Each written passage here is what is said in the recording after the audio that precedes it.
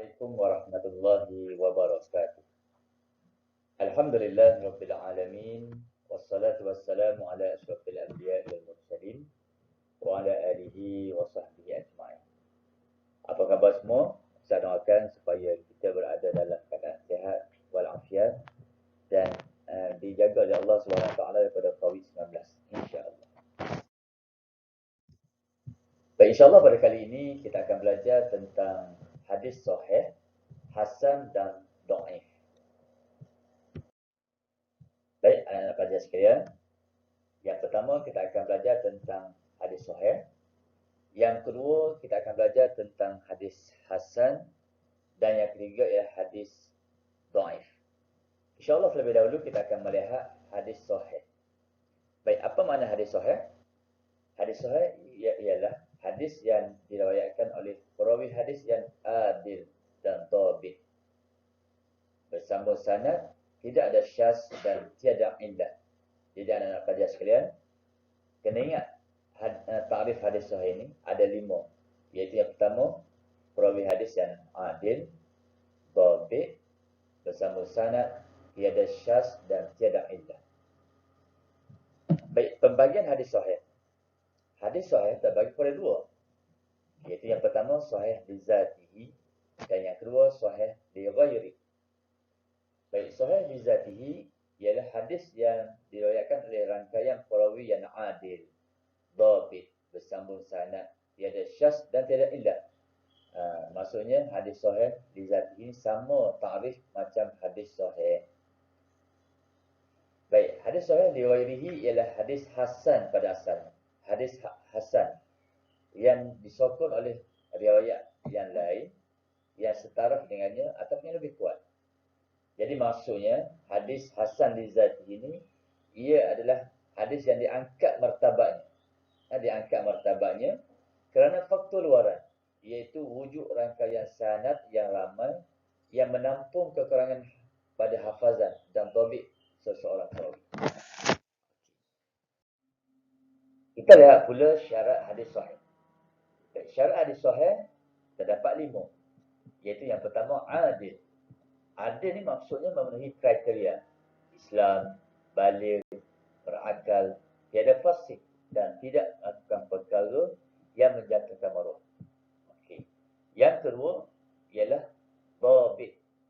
Dhabit maksudnya ketetapan kepada perawi, tiada perubahan ingatan sama ada melalui lisan ataupun melalui tulisan. Okey, dhabit yang terbagi pada 2. Dhabit kitabi, iaitu dhabit ataupun mampu menjaga tulisan ataupun catatan hadis yang diterima dengan baik tanpa ada kerosakan kepada catatan. Yang kedua, dhabit hifzi, iaitu mampu meriwayatkan hadis kepada sesiapa ataupun bila masa yang diperlukan serta ingat daripada siapa hadis itu diterima. Dan yang ketiga ialah bersambung sanad. Bersambung sanad maksudnya setiap perawi mesti menerima hadis daripada orang sebelumnya secara langsung daripada awal hingga akhirnya. Itu maksudnya bersambung sanad. Yang keempat ialah tiada syaz. Maksudnya tiada percanggahan. Tiada syaz maksudnya tiada percanggahan antara perawi yang siqah dengan perawi yang lebih siqah daripadanya. Dan yang kelima ialah tiada illah. Maksudnya tiada kecacatan yang boleh menjejaskan kesahihan hadis. Baik, kita akan melihat pula hukum beramal dengan hadis sahih. Baik, hukum beramal dengan hadis sahih ialah bagi hadis sahih adalah menjadi wajib bagi orang ini beramal. Wajib beramal dengan hadis sahih secara ijma'. Kerana apa? Kerana ia salah satu hujah dan sumber syariat yang sahih. Tidak boleh ditinggalkan. Baik, kita akan lihat pula penhujahan hadis sahih. Hadis sahih ini boleh dijadikan hujah dan dalil syarak. Siapa yang ingkar hukumnya berdosa. Kerana hadis ini menepati ciri-ciri utama syarat penerimaan sesebuah hadis. Baik, hadis yang kedua ialah hadis hasan. Apa makna hadis hasan? Iaitu hadis yang diriwayatkan oleh rangkaian perawi hadis yang adil, bersambung sanad, tiada syaz, tiada illah, tetapi kurang sempurna dari segi dhabit. Baik, pembagian hadis hasan. Hadis hasan sebagaimana hadis sahih terbagi pada dua, iaitu hasan li zatihi dan yang kedua ialah hasan li ghairi. Apa makna hadis hasan li zatihi? Iaitu hadis yang diriwayatkan oleh rangkaian perawi yang adil, bersambung sanad, tiada syaz, tiada illah, tetapi kurang sempurna dari segi dhabit. Jadi masuk hadis hasan li zatihi sama dengan definisi hadis hasan. Okey. Yang kedua ialah hadis hasan li ghairi. Baik, hadis hasan li ghairi ini pada asalnya hadis ini hadis dhaif. Hadis dhaif. Tetapi diriwayatkan melalui jalan periwayatan yang banyak yang seumpamanya.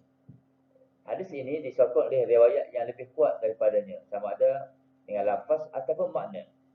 Maka hadis dhaif tadi telah naik taraf menjadi hadis hasan li ghairi.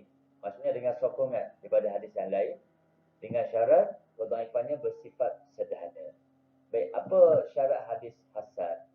Baik, syarat hadis hasan ialah pertama, perawi hadis hasan dihukum kurang dhabit yang mengurangkan nilai dan martabat sesuatu hadis. Yang kedua, mesti diriwayatkan oleh perawi yang adil. Adil maksudnya ada 5 syarat tadi. Islam, balik, berakal dan seumpamanya. Yang ketiga ialah perlu menepati syarat-syarat pada sanadnya, iaitu bersambung sanad, tiada kecacatan, tiada bercanggah dengan hadis yang diriwayatkan oleh perawi yang lebih siqah daripadanya. Baik, seterusnya kita akan melihat hukum beramal dengan hadis hasan. Boleh beramal dengannya. Jadi sebagaimana para fuqaha menggunakan hadis hasan sebagai hujah dan beramal dengannya. Baik, kita akan melihat pula hukum hujahan hadis hasan. Hukum hadis hasan sama dengan hadis sahih. Sama dengan hadis sahih. Boleh dijadikan hujah. Okey. Baik, hadis yang ketiga ialah hadis dhaif. Pengertian hadis dhaif. Hadis dhaif ialah hadis yang tidak memenuhi satu atau lebih syarat hadis yang makbul diterima, iaitu hadis sahih dan hasan. Baik, daripada hadis ini kita dapati kenapa berlaku hadis ini dikategorikan sebagai dhaif. Kerana dalam sanadnya terdapat nama Yahya bin Abdullah bin Al-Zujaj dan nama Muhammad bin Harun bin Muhammad bin Bakar bin Hilal yang dikategorikan oleh para ulama hadis sebagai perawi yang majhul, iaitu tidak diketahui latar belakangnya. Baik, kita akan lihat pula pembagian hadis dhaif. Hadis dhaif terbagi pada dua, iaitu dhaif pada matan dan yang kedua dhaif pada sanad. Baik, dhaif pada matan terdapat 6 perkara, iaitu hadis maklub, iaitu ada pertukaran sama ada pada sanad ataupun matan. Yang kedua hadis mudtarib, iaitu berlakunya percanggahan antara satu sama lain dalam banyak-banyak periwayatan yang sama kuat. Yang ketiga hadis al-mazid, iaitu berlaku pertambahan nama perawi sama ada pada pertengahan sanad, iaitu pada pertengahan sanad yang banyak bersambung. Yang keempat hadis musahhaf ataupun muharraf, yang mana berlaku pertukaran kalimah, mungkin disebabkan kesilapan pada membaca, menulis, mendengar atau sebagainya.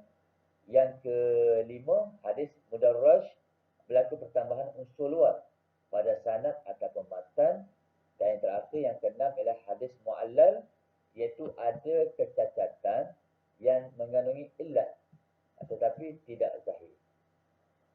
Yang kedua, kita lihat pula dhaif pada sanad, iaitu sanad terputus di peringkat permulaan.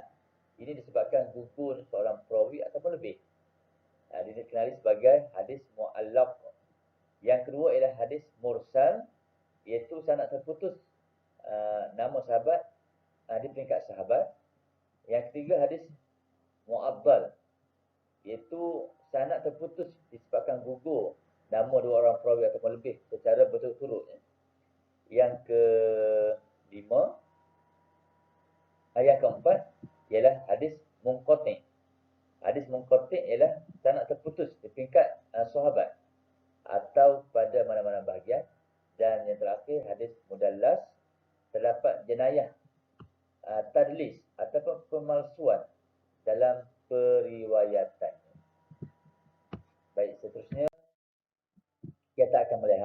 hukum beramal dengan hadis dhaif. Baik, para ulama telah pun bersepakat menolak menolak pada beramal ataupun tidak boleh berhujah menggunakan hadis dhaif untuk menetapkan hukum halal dan haram dalam syarak atau dalam bab akidah. Baik, kebanyakan ulama berpendapat bahawa boleh beramal dengan hadis dhaif ini dalam perkara-perkara berkaitan dengan fadailul a'mal ataupun keutamaan beramal. Dengan syarat yang pertama, faktor kedhaifan hadis itu bersifat sederhana. Yang kedua, sesuai dengan dasar dan prinsip syariat yang telah dipegang. Dan yang ketiga, diamalkan tanpa meyakini bahawa ia hadis yang disandarkan kepada Rasulullah sallallahu alaihi wasallam. Baik, kita akan lihat pula tindakan untuk menggunakan hadis hasan, hadis sahih, hasan dan dhaif sebagai panduan dalam kehidupan. Baik, kita akan lihat yang pertama kepada individu, masyarakat dan kerajaan. Baik, kepada individu, sasaran kepada individu ialah hadis hasan dan dhaif. Baik, setiap individu perlu mempelajari hadis hasan dan sahih agar pelaksanaan ibadat menepati mengikut sunnah. Baik, kalau hadis dhaif macam mana? Setiap individu perlulah menyelidik status hadis sebelum beramal dan berhujjah. Baik, bagi masyarakat pula, kalau hadis itu hadis bermartabat sahih dan hasan, seseorang itu perlu sensitif terhadap isu hadis supaya dapat mengetahui dengan jelas kesahihan hadis. Baik, kalau hadis itu bermartabat hadis dhaif, masyarakat perlu memahami syarat tertentu sebelum menggunakan hadis dhaif dalam urusan agama. Baik, bagi pihak kerajaan ataupun negara, kalau hadis itu bermartabat hadis sahih ataupun hadis hasan, maka institusi agama perlu mendidik masyarakat Islam agar berpegang teguh dengan hadis dengan dalil yang sahih dan menjauhi dalil yang lemah. Manakala kalau hadis itu bermartabat dhaif, kerajaan khususnya institusi agama perlulah memberi sumber kefahaman kepada masyarakat Islam tentang hadis dhaif tersebut. Baik, sekadar itu saja daripada Ustaz. Terima kasih di atas perhatian. Moga-moga ia bermanfaat kepada semua, insya-Allah. Dan Assalamualaikum warahmatullahi wabarakatuh.